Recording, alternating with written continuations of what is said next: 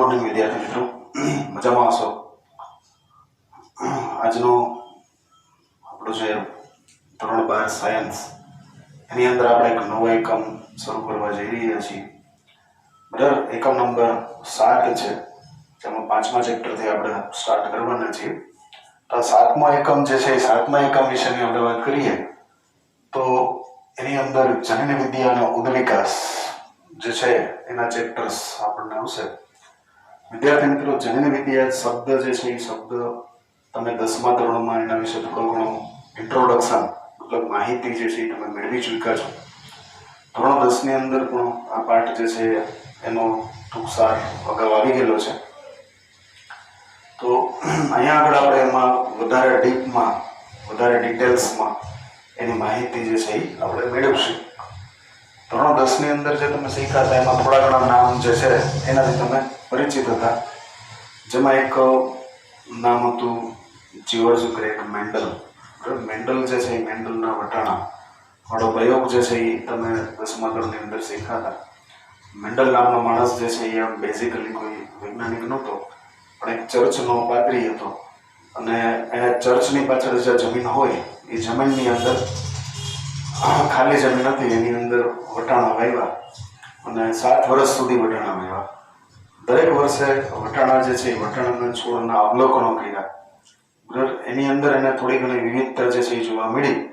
જેમ કે અમુક વટાણા જેના છોડ હતા જે ઊંચા છોડ વિરુદ્ધ નીચા છોડ, અમુક વટાણા જે છે એની અંદર કક્ષની અંદર પુષ્પ આવતા તો અમુકમાં અક્ષની અંદર પુષ્પ આવતા, અમુકની અંદર જાંબલી પુષ્પ આવતા તો અમુકની અંદર સફેદ પુષ્પ આવતા, અમુકમાં ફૂલેલી સિંગ હોય તો અમુકમાં એકદમ ફ્લેટ સપાટ સિંગ હોય, અમુકની અંદર લીલા વટાણા હોય તો અમુકની અંદર પીળા વટાણા હોય, અમુકમાં ગોળ વટાણા હોય તો અમુકમાં ખરબચડા વટાણા હોય. આમ 7 વર્ષ એનો અભ્યાસ કર્યો અને 7 વર્ષ અભ્યાસ કરી અને 7 અલગ અલગ લક્ષણો જે છે એના વિશેની માહિતી જે છે એને મેળવેલી છે. એ અગાઉ જનન વિદ્યા વિશે ઘણા લોકો પ્રયત્ન કરતા, પણ સાચી દિશામાં આંગળી ચીંધનાર જે છે એ મેન્ડલ હતો. મેન્ડલના એક્સપેરિમેન્ટ્સમાં ઘણા બધા રીતે સાચું પણ છે અને અમુક જગ્યાએ મેન્ડલ ખોટો પણ પડ્યો છે. તો એ બે વસ્તુ ક્યાં સાચો છે ક્યાં ખોટો છે એ આપણા યુનિટની અંદર ડિટેલમાં શીખવાના છીએ. મેન્ડલ અને તેના અનુયાયીઓના કાર્ય એ આનુવંશિક નમૂનાઓનો વિચાર આપ્યો. મેન્ડલ જે છે મેન્ડલ અને પછી એના ફેલોઅર્સ જે એને ફોલો કરતા હતા, બધા ફોલોઅર્સ, આ લોકોએ ભેગા થઈ અને આપણને એક શબ્દ આપ્યો, આનુવંશિકતા. આનુવંશિક નમૂનાઓ જે છે એનો વિચાર જે છે એ વિચાર આપનારો આપણને મેન્ડલ. ઘણા લોકો એમ કહે છે કે મેન્ડલ 100% સક્સેસ છે, ઘણા લોકો એમ કહે છે કે એ સક્સેસ નથી. જે કંઈ હોય, પણ આપણને આ દિશામાં આંગળી ચીંધનાર કોઈ માણસ હોય તો એ છે મેન્ડલ. આમ છતાં તેઓ કારકો કે જે સ્વરૂપ પ્રકારને રજૂ કરે છે તેની પ્રકૃતિ જે છે એ સ્પષ્ટ કરી ન હતી. મેન્ડલ જે છે એ મેન્ડલે ઊંચા અને નીચા છોડ થવાનું જે કારણ છે તે કારણ તરીકે એક શબ્દ આપ્યો, કારક. એને એવું કીધું કે કારકોના અભિવ્યક્તિના કારણે બે પ્રકારના કારકો જે છે એમાં જોવા મળતા હોય છે. કારકોની અંદર અમુક કારકો જે છે એ છે પ્રભાવી કારક.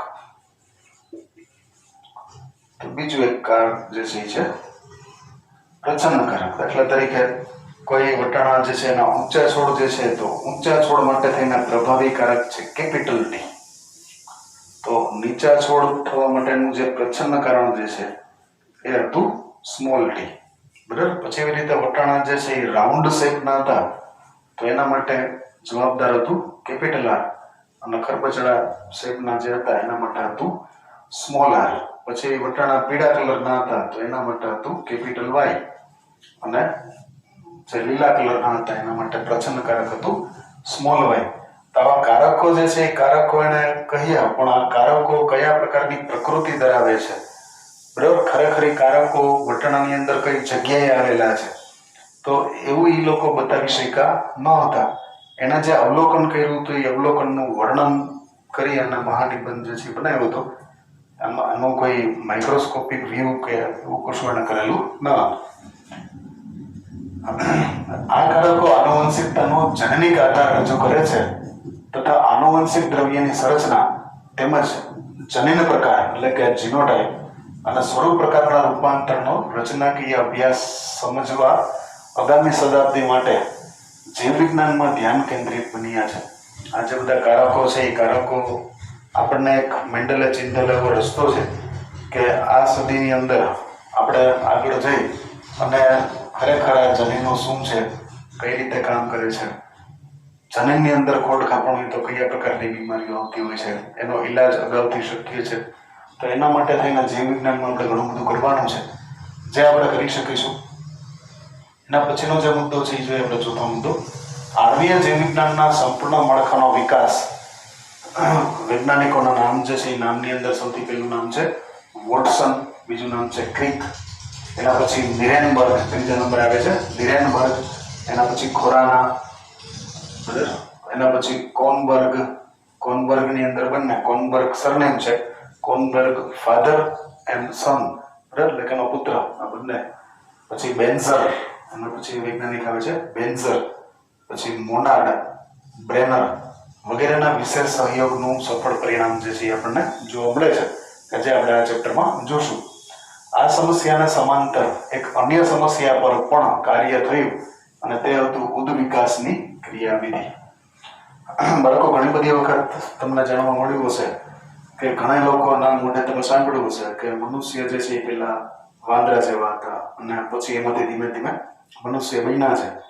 તો વાંદરા જેવા સ્વરૂપમાં હતા, વાંદરા નહોતા પણ વાંદરા જેવું સ્વરૂપ ધરાવતા હતા, એમાંથી જે મનુષ્ય બન્યા છે એના માટે અચાનક જ કોઈ ફેરફારો નથી થયા, પણ હજારો વર્ષોનો સમયગાળો લાગ્યો છે. અને આ જે સમયગાળાની એક પ્રોસેસ, એક પ્રક્રિયા, બરાબર, ધીમે ધીમે સ્વરૂપ બદલાવાની જે આખી પ્રક્રિયા થઈ જેને આપણે ઉદ્વિકાસ તરીકે ઓળખાવીએ છીએ. તો આ ઉદ્વિકાસની સમજ જે છે એ પણ આપણે આ લોકોના કાર્ય જે છે એમાંથી આપણે મેળવી શકીશું. આણ્વિક જીવ વિજ્ઞાન, જનીન વિદ્યા, રચનાત્મક જીવ વિજ્ઞાન અને બાયો ઇન્ફોર્મેટિક્સ, ત્રણ ક્ષેત્ર જે છે, ત્રણ ક્ષેત્ર અગત્યના છે. જેમાં પહેલું ક્ષેત્ર છે આણ્વિક જનીન વિદ્યા, બરાબર, બીજા નંબરનું છે રચનાત્મક જીવ વિજ્ઞાન અને ત્રીજા નંબરમાં છે બાયો ઇન્ફોર્મેટિક્સ. વગેરે ક્ષેત્રમાં આવેલી જાગૃતિ એ ઉદ્વિકાસના આણ્વીય આધાર વિશે આપણી સમજ જે છે એ સમજમાં વધારો કર્યો છે, બરાબર. આનો આપણે ઉપયોગ કરી અને એક્ઝેક્ટલી માણસનું સ્વરૂપ કયું હતું એ આપણે જાણી શક્યા છીએ. આ એકમની અંદર આપણે ડીએનએની સંરચના, પછી એનું કાર્ય અને ઉદ્વિકાસની ગાથા તેમજ વાદ ને તપાસવામાં અને સમજવામાં આવેલા છે, જેને આપણે વ્યવસ્થિત સમજીશું. અને સમજતા પહેલા તમારી ટેક્સ્ટ બુકની અંદર બે વૈજ્ઞાનિકો, જેમાં પહેલો વૈજ્ઞાનિક છે વોટસન અને બીજો ક્રિક, કે જેના ડીએનએનું મોડેલ જે છે એ રજૂ કર્યું હતું. એના માટે થઈને એને નોબેલ પારિતોષિક જેવા ઇનામો પણ મળેલા હતા. તો એના વિશેની થોડીક માહિતી જે છે આપણે લઈએ.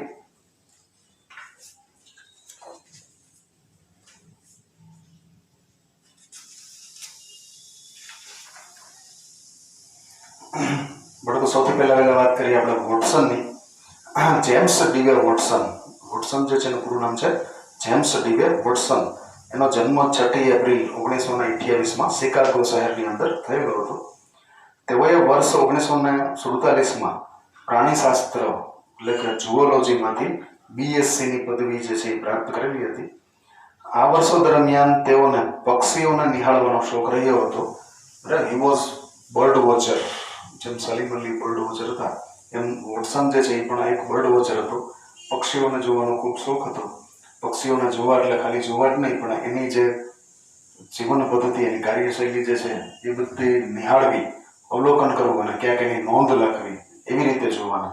ખાલી સકરબાગમાં જઈને પક્ષીઓ જોઈ એવા ઘરે વહી એવા એટલે આપણે બર્ડ વોચર થઈ જતા, પણ એના માટે થઈને પ્રકૃતિના ખોળે ખોંદવો પડે છે અને ક્યાંય સુધી દૂર જઈ અને પક્ષીઓનું દરેકે દરેક પ્રકારનું અવલોકન જે છે એ આપણે કરવું પડતું હોય છે. આ શોખે તેઓમાં જનનશાસ્ત્ર એટલે કે જીનેટિક્સ વિશે જ્ઞાન પ્રાપ્ત કરવાની પ્રબળ ઈચ્છા જે છે એ જાગૃત કરી દીધી હતી. અને ત્યારે જ શક્ય બની શક્યું કે જ્યારે તેઓએ બ્લુમિંગ્ટનના ઇન્ડિયાના વિશ્વવિદ્યાલયમાં પ્રાણીશાસ્ત્રમાં સ્નાતક અધ્યાપન માટે ફેલોશિપ મળી અને સખત એક્સરેઝની બેક્ટેરિયોફેજના ગુણન પર થતી અસર ને અભ્યાસ સ્વરૂપે 1950માં તેઓએ વિશ્વવિદ્યાલયમાંથી પીએચડીની ડિગ્રી જે છે એ પ્રાપ્ત કરી. બરાબર. ત્યાર પછી તેઓ ઇન્ડિયાના યુનિવર્સિટી જે છે એમાં જતા રહ્યા અને ત્યાં જઈને પીએચડી જે છે એ પ્રાપ્ત કરી. પીએચડી પ્રાપ્ત કરવા માટે એનો જે થીસીસ એનો જે વિષય હતો એ તો સખત એક્સરેસ જે છે એની બેક્ટેરિયોફેજ ઉપર શું અસર થાય છે એના ઉપર એણે પીએચડી કરેલી હતી. ત્યાર પછી એનો જે સાથીદાર છે ક્રિક, તેઓ ક્રિકને મળ્યા તથા ડીએનએ સંરચનાનું રહસ્ય ઉજાગર કરનાર સર્વપ્રથમ બંનેમાંથી જે સામાન્ય રુચિ હતી તેને ઓળખી અને તેઓનો પહેલો ગંભીર પ્રયાસ જે છે એ અસંતોષકારક નીવડ્યો હતો. ક્રિકને મળ્યા પછી બંનેને એક જ વિષય જે છે એ મુખ્ય હતો કે ડીએનએ જે છે એ શું છે અને ડીએનએમાં શું કરી શકાય. તો એની અંદર એણે પ્રયત્ન કર્યા હતા પણ કમનસીબે એનો પહેલો પ્રયત્ન છે એ નિષ્ફળ નીવડ્યો હતો. તેઓએ બીજો પ્રયાસ પ્રાયોગિક પ્રમાણોના આધારે પર વધારે આધારિત હતો. ત્યાર પછી એને બીજો પ્રયાસ કર્યો. આ બીજા પ્રયાસની અંદર થિયરિકલી પ્રયાસ કરવા કરતાં અને પ્રાયોગિક જે છે પ્રેક્ટિકલ એને વધારે મહત્વ આપેલું હતું તથા તેઓને ન્યુક્લિક એસિડના સાહિત્યનું સારું એવું પ્રોત્સાહન પણ પ્રાપ્ત થયું હતું. બરાબર. ડીએનએની શોધ કરતા પહેલા તેને ન્યુક્લિક એસિડ વિશેની માહિતી પણ સારી એવી પ્રાપ્ત કરેલી હતી. પરિણામ સ્વરૂપે માર્ચ 1953માં પૂરક બેવડી કુંતલમય સ્વરૂપણનો પ્રસ્તાવ જે છે એ સામે આવ્યો. બાળકો, અત્યારે તમને જે ડીએનએ નું ચિત્ર, ડીએનએ મતલબ કે બેવડું કુંતલ,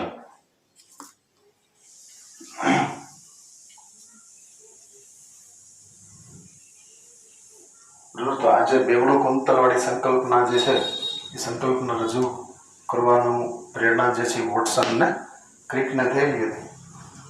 એણે રજૂ કરેલું હતું અને આ જે પ્રસ્તાવ છે એને 1953ની સાલમાં મૂકેલો હતો. ફ્રાન્સિસ હેરી કોમ્પટન ક્રિક, હવે આપણે ક્રિક વિશેની માહિતી મેળવીએ. એનો જન્મ ઇંગ્લેન્ડના નોર્થ એમ્પ્ટનમાં 8મી જૂન 1916માં થયો હતો. તેઓએ લંડન યુનિવર્સિટીમાં કોલેજમાં ભૌતિક વિજ્ઞાનનો અભ્યાસ કર્યો અને વર્ષ 1937માં તેની બીએસસી વિથ ફિઝિક્સની ડિગ્રી જે છે એને પ્રાપ્ત કરેલી હતી. પણ કોઈ ખાસ યાદ રાખજો, વોટસન જે છે એ પ્રાણીશાસ્ત્ર એટલે કે ઝુઓલોજીમાં બીએસસી થયેલો છે અને ક્રિક જે છે એ ફિઝિક્સની અંદર બીએસસી થયેલો છે. બરાબર. વર્ષ 1954માં તેઓએ પીએચડીનું કાર્ય પૂર્ણ કર્યું અને તેઓનો મહાનિબંધ એટલે કે થીસીસનું જે શીર્ષક હતું તે હતું એક્સરે વિવર્તન પોલીપેપ્ટાઇડ્સ અને પ્રોટીન્સ. બરાબર. એક્સરેનું જે વિવર્તન જે તમે ફિઝિક્સમાં ભણો છો તો પોલીપેપ્ટાઇડ અને પ્રોટીનમાં કેવું થાય છે એના વિશે એના નોંધ આપેલી હતી. ક્રિકના જીવનકાળ પર જો કોઈ પણ પ્રકારનો ક્રાંતિક પ્રભાવ પડ્યો હોય તો તે જેડી વોટસનની મિત્રતાનો હતો. બરાબર. જેડી વોટસનની મિત્રતાનો પ્રભાવ ક્રિકના જીવનમાં ખૂબ હતો. આ યુવાન વોટસન, જેનું આયુષ્ય માત્ર 23 વર્ષનું હતું, વર્ષ 1953માં ડીએનએ અને તથા પ્રતિકૃતિ એટલે કે સ્વયંજનન યોજવાના બેવડા કુંતલમય સંરચનાનો પ્રસ્તાવ જે છે એને રજૂ કર્યો અને ક્રિકને વર્ષ 1959માં FRS એટલે કે fellow of the royal society દ્વારા સન્માનિત કરવામાં આવેલો હતો. વોટસન તથા ક્રિકના સન્માનમાં વર્ષ 1959માં મેસાચ્યુસેટ્સના જનરલ હોસ્પિટલમાં જ્હોન કોલિન વેરેન પુરસ્કાર જે છે એને 1959માં મળેલો હતો અને વર્ષ 1960ની અંદર એને લેસ્કર પુરસ્કાર તથા 1962માં સંશોધન કોર્પોરેશન પુરસ્કાર તથા આ બધા ઉપરાંત 1962માં તેને નોબેલ પ્રાઇઝ જે છે એ પણ મળેલો હતો.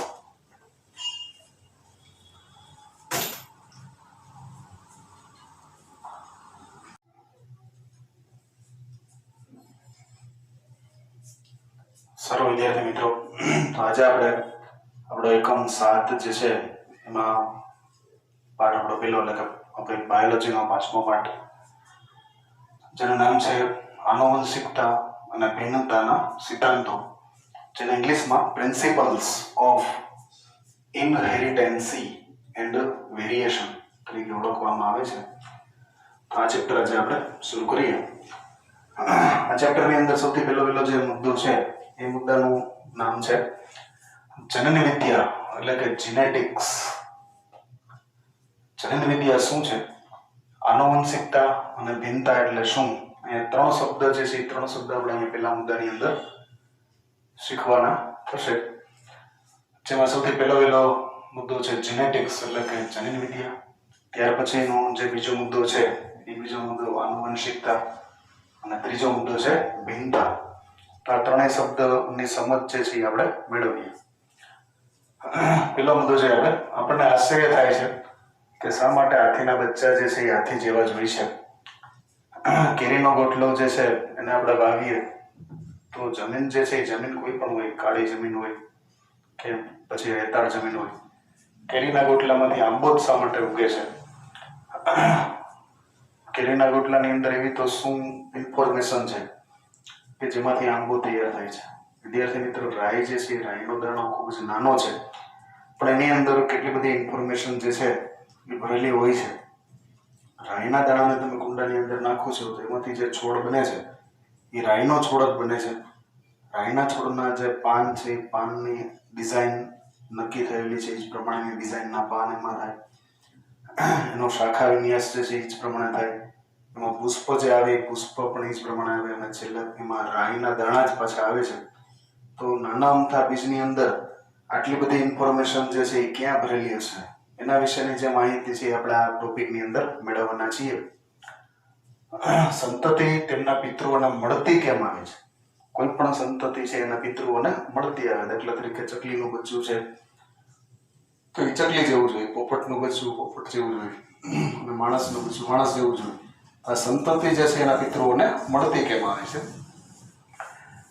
એક જ કુટુંબની અંદર બાળકો જે છે એકબીજાને મળતા આવે છે.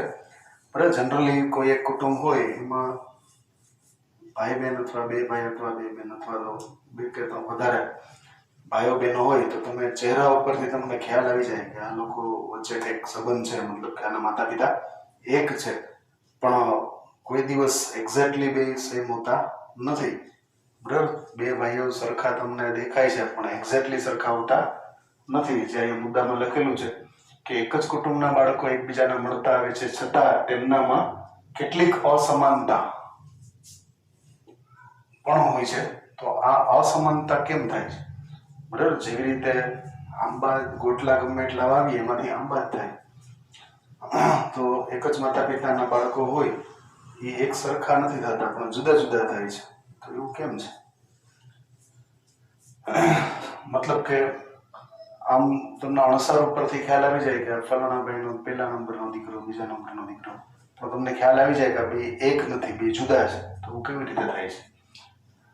આવા અને આવા સંબંધિત પ્રશ્નો સાથે વૈજ્ઞાનિક રીતે જીવ વિજ્ઞાનની જે શાખા સંકળાયેલી છે તેને આપણે જનન વિદ્યા એટલે કે જીનેટિક્સ તરીકે ઓળખવામાં આવે છે. જીનેટિક્સની અંદર આપણે જે અભ્યાસ કરવાનો છે એ અભ્યાસ એવી રીતે કરવાનો છે કે કોઈ પણ જાતિ જે છે એમાં નવી સંતતિ ઉત્પન્ન થાય છે એના પિતૃઓ સાથે કેટલી મળતી આવે છે અને કેટલી જુદી છે.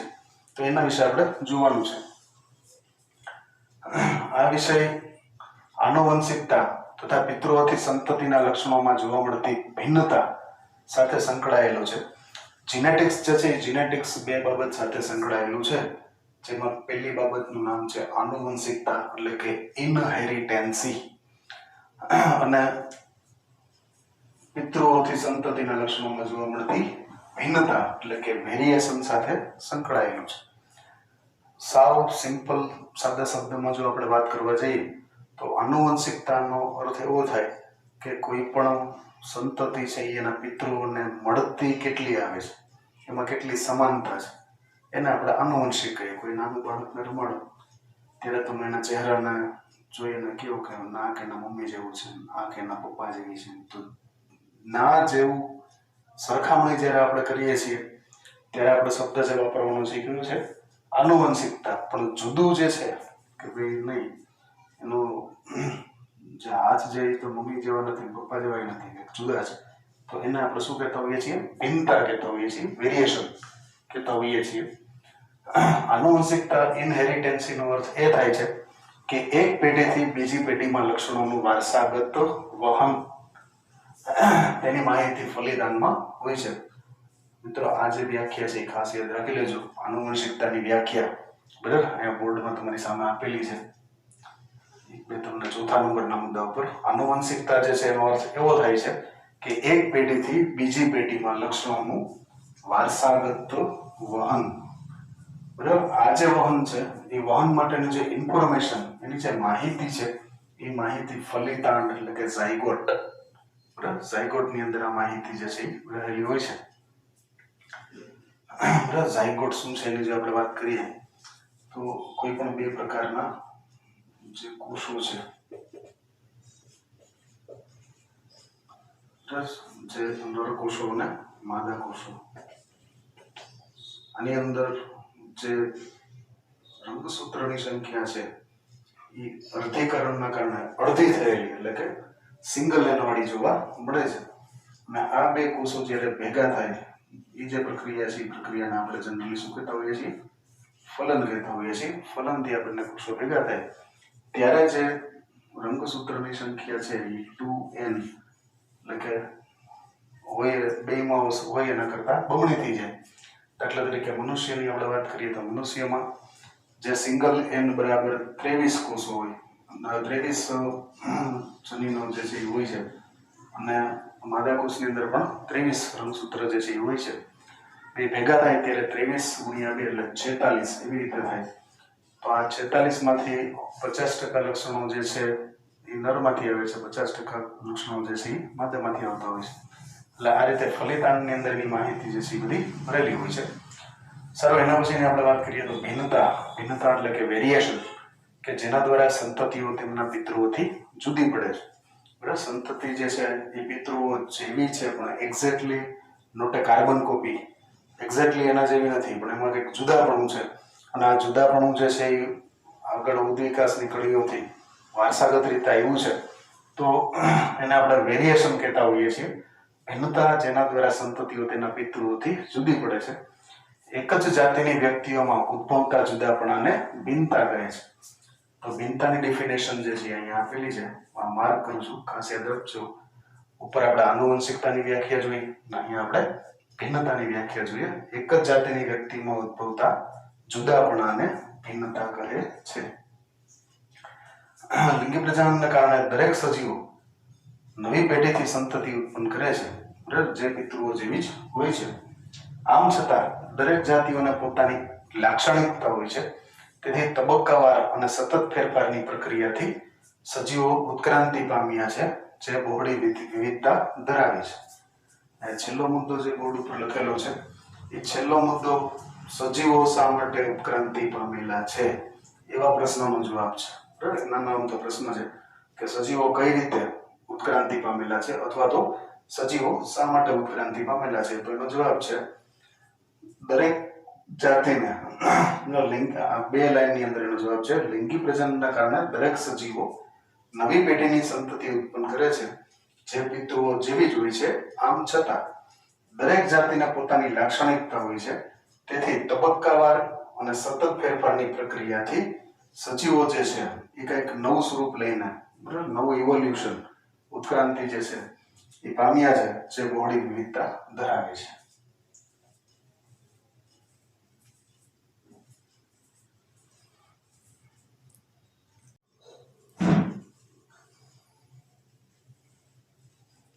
સારું વિદ્યાર્થી મિત્રો, તો આજનો આપણો જે પહેલો ટોપિક છે એનું નામ છે આનુવંશિકતા. આનુવંશિકતાની ઐતિહાસિક રૂપરેખા એટલે શું? બરાબર, ઇતિહાસમાં આનુવંશિકતાનો કંઈ ઉલ્લેખ થયેલો છે કે કેમ, એના વિશે આપણે જાણીએ. ભિન્નતા જે છે એ ભિન્નતાનું કારણ જે છે એ લિંગી પ્રજનનની પ્રક્રિયામાં છુપાયેલું છે. આ એક MCQ નું એક વાક્ય છે જે તમારે ખાસ નોંધી લેવાનું છે. ભિન્નતાનું કારણ શામાં છુપાયેલું છે, અથવા તો ભિન્નતાનું કારણ કઈ પ્રક્રિયામાં છુપાયેલું છે, એવી રીતે ક્વેશ્ચન પૂછાય તો આન્સર આવે ભિન્નતાનું કારણ જે છે એ લિંગી પ્રજનનની પ્રક્રિયામાં છુપાયેલું છે. આજે જ્ઞાન છે મનુષ્યને ઈસા પૂર્વે 8000 થી 1000 BC બિફોર ક્રાઇસ્ટ માં પ્રાપ્ત થયેલું હતું. એ ખાસ 8000 થી 1000 એવો શબ્દ લખ્યો છે. એનો મતલબ એવો થાય કે ઈસુ ખ્રિસ્તનો જન્મ જે છે આજથી 2020 વર્ષ પહેલા થયો. કારણ કે ઈસુ ખ્રિસ્તનો જન્મ છે ત્યારથી આપણે ઇંગ્લિશ સાલ જે છે એ ગણવાની ચાલુ કરી, એમાં જે 2020 સુધી પહોંચ્યા છીએ. તો અહીંયા ઈસુ ખ્રિસ્ત થઈ ગયા એના 1000 થી લઈને 8000 વર્ષ પહેલા, મતલબ કે 7000 વર્ષ સુધીમાં ગમે ત્યાં લોકો જે છે મનુષ્યને આ પ્રકારનું જ્ઞાન જે છે એ પ્રાપ્ત થયું. કઈ રીતે પ્રાપ્ત થયું? તો કે એના અનુભવથી, by experience they gain this knowledge. ઘોડાઓ, ગધેડાઓ અને ખચ્ચરમાં પસંદગી પાત્ર સંકરણ ને આશરે 6000 વર્ષો પહેલા પણ બેબીલોન કે જે હેંગિંગ ગાર્ડન છે તે બેબીલોન અને એસેરિયાની પ્રાચીન સંસ્કૃતિ દ્વારા કરાવવામાં આવતું હતું. મિત્રો, જેમ ભારતની સંસ્કૃતિ જે છે એ બહુ પ્રાચીન છે, ગ્રીસની સંસ્કૃતિ પણ બહુ પ્રાચીન છે. બેબીલોન અને એસેરિયા એની અંદર ઘોડાઓ ગધેડાઓનું સંકલન કરી અને ઇચ્છિત લક્ષણોવાળા પ્રાણીઓ ખચ્ચર જે છે એ ખચ્ચર જેવા પ્રાણીઓની પ્રાપ્તિ કેમ કરવી એનું જ્ઞાન એ લોકોને હતું. ઘોડા જે છે એ જનરલી મેદાનમાં દોડવામાં ખૂબ જ સક્સેસ છે. ગધેડાઓ જે છે એ મેદાનમાં દોડવામાં એટલા બધા સક્સેસ નથી. ભાર એટલો બધો, પણ ભાર ઉચકવામાં અને પહાડ ઉપર ચડવામાં એની સક્ષમતા સારી છે. તો એ બેનું જો સંકલન કરવામાં આવે, માદા ઘોડા અને નર ગધેડાનું, તો એના કારણે ખચ્ચરની પ્રાપ્તિ થાય છે. અને ખચ્ચર જે છે એ ખચ્ચરને પહાડ ચડવા માટે ઘણીવાર કોઈ લોકો કેદારનાથની યાત્રાએ જાય તો ત્યાં ખચ્ચર ઉપર બેસી અને આગળ જવાનું હોય છે. તો એમાં એ બહુ સારા ઉપયોગી સાબિત થાય છે. તો આવું જ્ઞાન જે છે એ 6000 વર્ષ પહેલા બેબીલોન અને એસેરિયાના પ્રાચીન સંસ્કૃતિ દ્વારા પણ કરાવવામાં આવેલું હતું. તેમણે વનસ્પતિ અને પ્રાણીઓમાં ઉપસ્થિત વન્ય વસ્તી, બરાબર, કોઈ પણ જગ્યાએ વનસ્પતિ જે છે એની અંદર પણ વન્ય વસ્તીઓ ઉપલબ્ધ છે. જેમ કે કોબીજ, એના વિશે 10મું તમે શીખી ગયા, જંગલી કોબીમાંથી કે લઈને બધું, બરાબર. તો વનસ્પતિમાં પણ એની વસ્તી અવેલેબલ છે અને પ્રાણીઓની જે વસ્તી છે એ પણ જંગલી વસ્તી અવેલેબલ છે. તો આ બંનેની અંદર જે વન્ય એટલે કે જંગલી વનસ્પતિનો લાભ લીધો અને લાભદાયક લક્ષણોવાળા સજીવોની પસંદગી કરી અને તેનું પ્રજનન કરાવ્યું અને ઇચ્છિત લક્ષણોવાળા સજીવો જે છે એ મેળવ્યા હતા. એટલે બેબીલોનના લોકોએ આજથી 6000 વર્ષ પહેલા પણ આ પ્રયોગો કરેલા હતા. ઉદાહરણ તરીકે કૃત્રિમ પસંદગી અને પાલતુ બનાવેલી આદિ એટલે કે પૂર્વજ વન્ય ગાયોમાંથી બનાવેલી ભારતીય જાતો, એટલે કે પંજાબની જે સાહિવાલ ગાય છે એનું એક બેસ્ટ એક્ઝામ્પલ છે કે જેના દ્વારા આપણે વન્ય પ્રકારના જે જીવો છે એમાંથી પસંદગી કરી અને આધુનિક ગાય જે છે એ પ્રાપ્ત કરેલી છે. એમ કહી શકાય કે પૂર્વજોના લક્ષણોના વારસાગમન અને ભિન્નતા વિશેનું જ્ઞાન જે છે એ ધરાવતા હતા. મતલબ કે મનુષ્યના જે પૂર્વજો આજથી એમ સમજી લો કે 8-10 હજાર વર્ષ પહેલા જે આપણા પૂર્વજો હતા એ લોકોને પણ વારસાગમન મતલબ કે આનુવંશિકતા અને ભિન્નતા, આપણું જે ચેપ્ટરનું નામ છે એનું જ્ઞાન જે છે એ લોકોને પણ હતું. પણ તકલીફ એ હતી કે એ લોકોને આ જે વસ્તુઓ બધી બને છે એની પાછળ વૈજ્ઞાનિક સિદ્ધાંતો જે છે એની ખબર નહોતી. મિત્રો, પૂર્વજો જે છે એ ઘણું બધું જ્ઞાન ધરાવતા હતા. કદાચ ઘણું બધું જ્ઞાન આપણે ક્યાંક સમયમાં દબાઈ ગયું, ભૂલાઈ ગયું, વિસરાઈ ગયું. પણ એ લોકોનો પ્રોબ્લેમ એ હતો કે એની પાછળ વિજ્ઞાનના કયા નિયમ કામ કરે છે એની એ લોકો પાસે કોઈ માહિતી હતી નહીં. એ લોકોને એટલી ખબર હતી કે આવું કરવાથી આવું થાય છે. એનું થિયોરિકલી જ્ઞાન એની પાસે, એનું પ્રેક્ટિકલી જ્ઞાન જે છે એની પાસે હતું, બરાબર. પણ એના થિયરી દ્વારા સમજાવવું કે ભાઈ આવું શા માટે થયું, તો એ એની પાસે હતું નહીં. હમણાં જેમ આપણે વાત કરી કે ભાઈ મેન્ડલે જે અભ્યાસ કર્યો હતો વટાણાના છોડનો, તો એના છોડનો અભ્યાસ કરીને આવું આવું થાય છે એવું કીધું. પણ એક વૈજ્ઞાનિક દ્રષ્ટિકોણ ખરો, પણ વિજ્ઞાનની જેમ સૂક્ષ્મદર્શક યંત્ર વાપરવા, વૈજ્ઞાનિક સાધનોનો ઉપયોગ વ્યવસ્થિત કરવો, તો એવું જ્ઞાન એની પાસે હોતું નહીં. વૈજ્ઞાનિક સંદર્ભની માહિતી જે છે એ ખૂબ જ ઓછી હતી. આપણા પાઠની અંદર પહેલો સાયન્ટિસ્ટ જે આપણે પહેલો જે ભણવાનું છે એ છે મેન્ડલ. તો મેન્ડલના કાર્ય વિશેની માહિતી જોઈએ આપણે. 19મી સદીની મધ્યમાં આનુવંશિકતાને સમજાવવામાં પ્રગતિ થઈ. ગ્રેગર મેન્ડલ કે જેનો જન્મ 1856માં થયો હતો અને 1856 થી 1863 સુધી આટલા વર્ષો સુધી, બરાબર, આ 7 વર્ષ સુધી એને વટાણા જે છે એ વટાણા ઉપર પ્રયોગો કર્યા. બરાબર. મેન્ડલે 1856 થી પ્રયોગો શરૂ કર્યા હતા અને 1863 એટલે કે 7 વર્ષ સુધી માત્ર એક જ વનસ્પતિ એટલે કે વટાણા જે છે એના ગાર્ડન પી, જેનું વૈજ્ઞાનિક નામ થાય છે પિસમ સટાઇવમ, તો એના ઉપર એને 7 વર્ષ સુધી પ્રયોગો કર્યા અને એના આધારે સજીવોમાં આનુવંશિકતાના નિયમો જે છે એ નિયમો એણે રજૂ કરેલા હતા. મેન્ડલ જે છે એના આનુવંશિક સંશોધનો જે છે સૌ પ્રથમ આંકડાકીય પૃથ્થકરણ અને ગાણિતિક તર્કનો જીવ વિજ્ઞાનમાં બરાબર ઉપયોગ એને કર્યો હતો. મિત્રો જનરલી ગણિતનો ઉપયોગ બાયોલોજીમાં બહુ ઓછો થાય છે, જેના વિશે તમને ખબર છે, બહુ મારે કહેવાની જરૂર નથી. પણ અહીંયા મેન્ડલ જે છે એ મેન્ડલે આંકડાકીય પૃથ્થકરણ અને ગાણિતિક માહિતી જે છે એનો ઉપયોગ જીવ વિજ્ઞાનનો પ્રોબ્લેમ સોલ્વ કરવા માટે, જીવ વિજ્ઞાનની જે સમસ્યા હતી એને સોલ્વ કરવા માટે ગણિતનો ઉપયોગ એને કરેલો હતો. તેના પ્રયોગોમાં નમૂનાઓની વિશાળ સંખ્યા, એણે વટાણાના છોડ જે છે હજારોની સંખ્યામાં વાવ્યા હતા, એટલે કે નમૂનાઓની વિશાળ સંખ્યા તેમના આંકડાઓને વિશ્વસનીયતા પ્રાપ્ત કરાવી. બરાબર. અને પોતે જે કહેવા માંગતો હતો, 2-4 છોડ વાવીને આપણે કાંઈ નિયમ બનાવીએ તો એ નિયમ કદાચ આગળ જતા ખોટો પડે, પણ એને પોતાના ચર્ચની પાછળ જે જગ્યા હતી એમાં હજારો છોડો વાવ્યા અને એના ઉપરથી જે નિયમ એને દેખાણો એ નિયમની ઉપર જ એને રજૂઆત કરી અને પોતાની જે રજૂઆત હતી એને વિશ્વસનીયતા પ્રાપ્ત કરી. સાથે સાથે તેઓના ઉપયોગમાં લીધેલા છોડની ઉત્તરોત્તર પેઢી ઉપર કરવામાં આવેલા પ્રયોગો તથા તેઓની સફળ ધારણાઓએ પણ સિદ્ધ કર્યું કે તેના પરિણામો જે છે ભ્રામક વિચારોને બદલે મેન્ડલના આનુવંશિકતાના નિયમોનું નિર્દેશન કરે છે. મિત્રો, મેન્ડલે જે પ્રયોગો કર્યા હતા એ પ્રયોગોમાંથી એને જે ઉત્પાદન તરીકે નવી સંતતિ મળતી હતી એની સાથે પ્રયોગો કરવામાં આવ્યા તો પણ એ મેન્ડલની આનુવંશિકતાના જે નિયમો હતા એને સાબિત કરતા હતા. એટલે એના દ્વારા આપણે કહી શકીએ કે મેન્ડલના જે પ્રયોગો હતા એ કોઈ ભ્રામક વિચારધારણા નહોતી, પણ એની સાબિતી સાથે એણે રજૂ કરેલા પ્રયોગો હતા.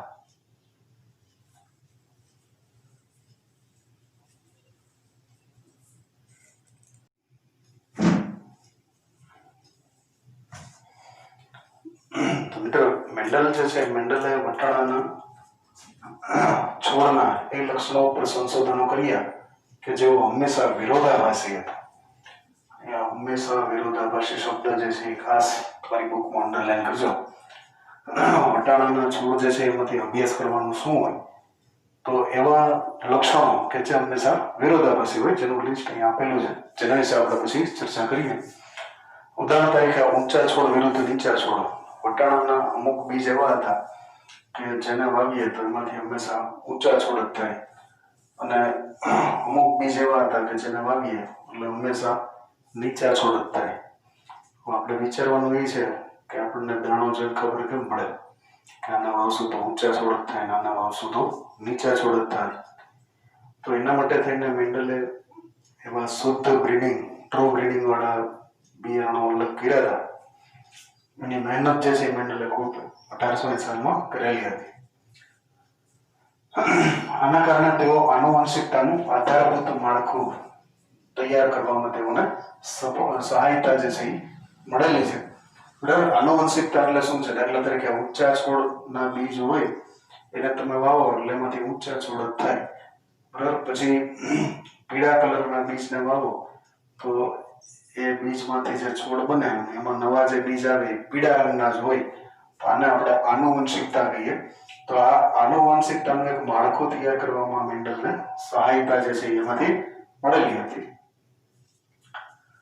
ત્યારબાદના વૈજ્ઞાનિકોએ તેનો વિસ્તાર કર્યો. મેન્ડલ જે છે મેન્ડલના પ્રયત્નો પછી એના જે થીસીસ હતા એને વાંચી અને બીજા વૈજ્ઞાનિકોએ આ જ એક્સપેરિમેન્ટ જે છે એને થોડોક વિસ્તારપૂર્વક સમજાવ્યો અને તેનાથી કુદરતી નિરીક્ષણ અને તેમાં નહિવત જટિલતા જે છે એનું સ્પષ્ટીકરણ થયું અને એના દ્વારા બીજા વૈજ્ઞાનિકો સાબિત કરી શક્યા કે કુદરતની અંદર આ જે વસ્તુ છે એ બહુ જટિલ નથી, પણ ખાલી નિરીક્ષણ કરવું એમાં જરૂરી છે. તો એ વસ્તુ જે છે એ પણ શક્ય બન્યું. મેન્ડલે શુદ્ધ સંવર્ધિત એટલે કે ટ્રુ બ્રીડિંગ વંશક્રમ વટાણાની જાતને લઈ અને કૃત્રિમ પરાગનયન કે પરપરાગનયનના પ્રયોગો જે છે એને કરેલા હતા. શુદ્ધ વંશક્રમ એટલે કે જે ઘણી બધી પેઢીઓ સુધી સતત સ્વપરાગનયનના ફળ સ્વરૂપે સ્થાયી લક્ષણો પ્રદર્શિત કરે છે. મિત્રો, આ વ્યાખ્યા જે છે તમારે ખાસ પાકી કરવાની છે. અહીં જે મુદ્દો ઠીક કરું છું એની વ્યાખ્યા છે. શુદ્ધ વંશક્રમ એટલે શું? વ્યાખ્યા જે છે વ્યાખ્યા શબ્દ શું સમજવાનું છે? શુદ્ધ વંશક્રમ કોને કહેવાય? તો શુદ્ધ વંશક્રમ એટલે એવા પ્રકારના બીજ કે જે ઘણી બધી પેઢીઓ સુધી સતત સ્વપરાગનયન સ્વપરાગનયનના ફળ સ્વરૂપે કોઈ સ્થાયી લક્ષણ જે છે એને પ્રાપ્ત કરેલું હોય. દાખલા તરીકે જે પીળા રંગના વટાણા છે, તો પીળા રંગના વટાણાને વાવવામાં આવશે તો એમાંથી જેટલા પણ વટાણા થશે, એનો છોડ ઉપર જેટલી સિંગો બેસશે, એ બધામાં જેટલા પણ વટાણા આવશે એ બધા પીળા રંગના આવશે. એની પાછળનું રીઝન શું છે? તો કે એનું સ્વપરાગનયન કરાવ્યું છે. પરપરાગનયન કરાવશું તો આપણે એક સંકરણનો પ્રયોગ, દ્વિસંકરણનો પ્રયોગ એ આગળ જોશું, પણ એનું સ્વપરાગનયન થવાથી એમાં જેટલા પણ બીજ આવશે એ બધા કેવા આવશે? પીળા રંગના આવશે. તો એને આપણે શુદ્ધ વંશક્રમ તરીકે ઓળખીએ છીએ.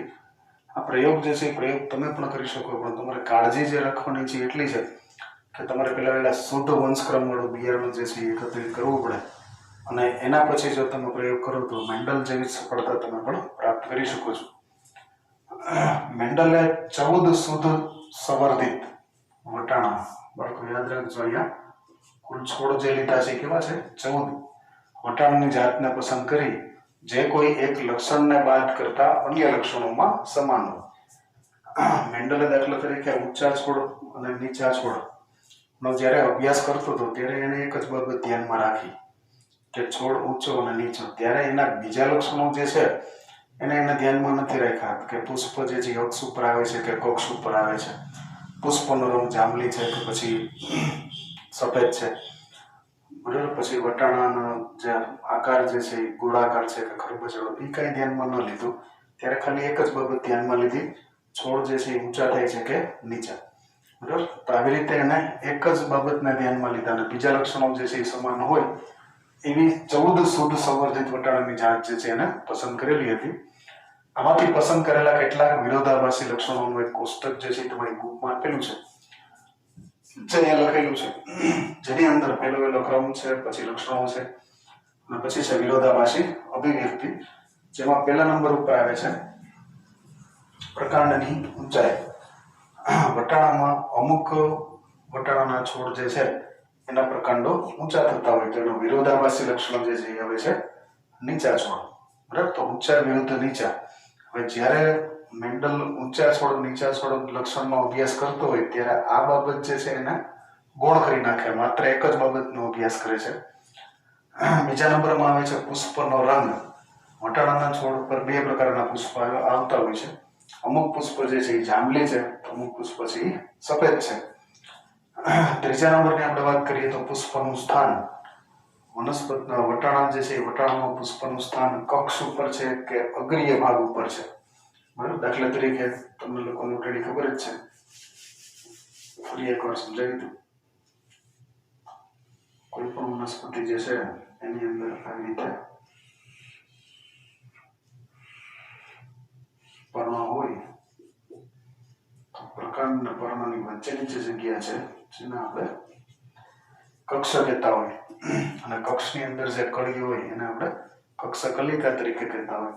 તો આ જે સ્થાન છે એને આપણે કક્ષીય સ્થાન તરીકે ઓળખીએ છીએ, અને એની ટોચ ઉપર દાખલા તરીકે આ જે ભાગ છે તો એને આપણે અગ્રીય સ્થાન, આ જે સ્થાન છે કક્ષીય સ્થાન હતું અને આ જે સ્થાન છે અગ્રીય સ્થાન. તો વટાણાના અમુક છોડ એવા હોય છે કે જેમાં પુષ્પ જે છે એના કક્ષમાં, એટલે કે પર્ણ અને પ્રકાંડ વચ્ચેનું જે કક્ષકલિકા હોય એમાંથી પુષ્પ બનતું હોય છે.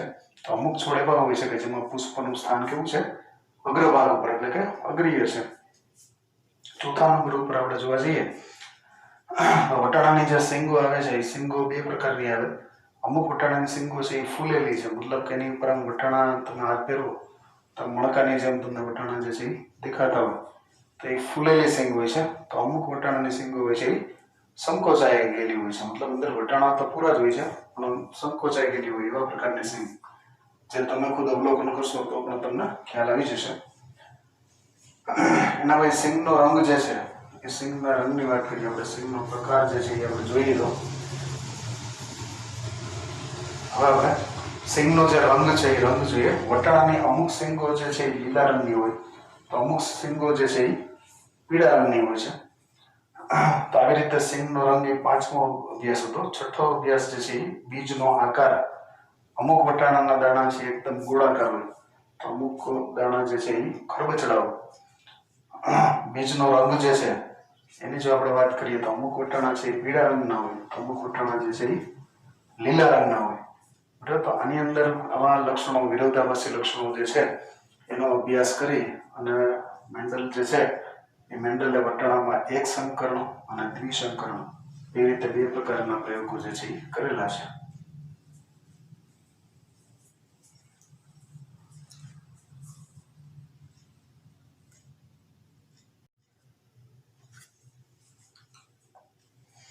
સારો વિદ્યાર્થી મિત્રો, તો અહીંયા આપણો લેક્ચર પૂરું થાય છે. લેક્ચરના અંતે જે હોમવર્ક આપવાનું છે, હોમવર્કની અંદર 5 પ્રશ્નો બોર્ડ ઉપર તમારી સામે મૂક્યા છે. તેમાં પહેલો પ્રશ્ન છે, જનન વિદ્યા એટલે શું સમજાવો. બરાબર, એમાં જનન વિદ્યાની વ્યાખ્યા જે છે એ આપણે અગાઉ લેક્ચરને ફોરવર્ડ કરશો એમાં આપેલી છે, એ સમજાવવાની છે. પ્રશ્ન નંબર 2 ની અંદર આનુવંશિકતા અને ભિન્નતાનો અર્થ જે છે એ અર્થ તમારે સમજાવવાનો છે. મતલબ કે બેની એક એક લાઈન વળી વન લાઇનર ડેફિનેશન જે છે એ આપેલી છે, એ બી લખવાની છે. એના પછી ક્વેશ્ચન નંબર 3 ની અંદર આનુવંશિકતાનો ઇતિહાસ, આનુવંશિકતા જે ઓલું 8 ઈસા પૂર્વે 8000 થી 1000 વર્ષ પહેલાના બેબીલોન લખવાનું છે. પ્રશ્ન નંબર 4 ની અંદર મેન્ડલના કાર્ય વિશેની માહિતી જે છે એ તમારે આપવાની છે. પ્રશ્ન 5 ની અંદર મેન્ડલે અભ્યાસ કરેલા વટાણાના છોડના વિરોધાભાસી લક્ષણો જે છે એ ચાર્ટ રૂપે રજૂ કરવાના છે. જે લેક્ચરના સિવાય આગળ ફોરવર્ડ કરશો એ ચાર્ટ આપેલો છે, તો આટલું કાર્ય જે છે એ કરવાનું છે. આશા રાખું કે આ વિડીયોની અંદર તમને વ્યવસ્થિત રીતે બધું સમજાવી ગયું હશે. કોરોનાની જે મહામારી છે દિવસે દિવસે વધતી જાય છે, માટે ફરીથી ઘરમાં રહો, સલામત રહો, stay home, stay safe. Thank you.